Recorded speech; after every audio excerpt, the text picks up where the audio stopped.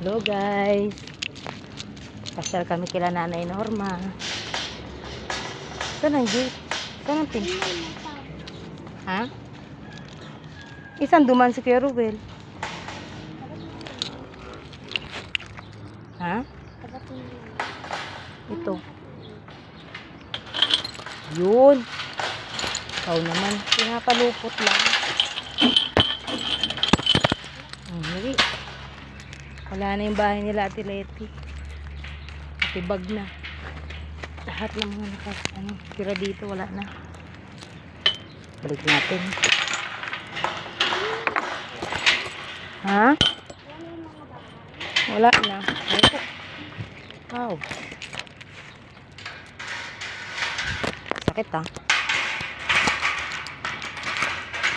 Ayan nga. Sumabit tayo. Sabi tayo, hindi yung sugat. Wala na yung bahay nila. Napaalis na sila. Wala na rin yung bahay ni Puti.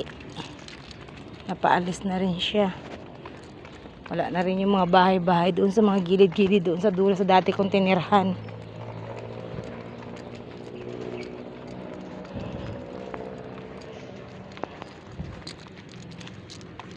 Isa na siyang bakanting lote. Wala na yung mga dating nagbubukid. Wala na rin yung mga nakatira doon sa dulo.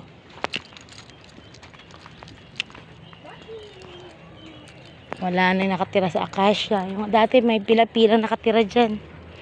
Ngayon wala na.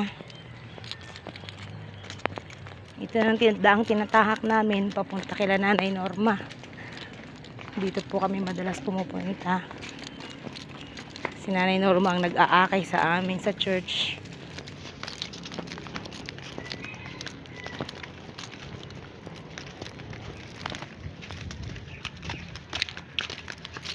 Iba na rin yung daan niya.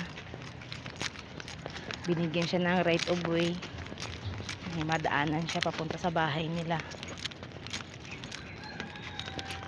Kaso, sabi ni Tatay Rue, oh, dahan-dahan. Nakabakod na rin sila. Sakit ng bakod. Tumutusok.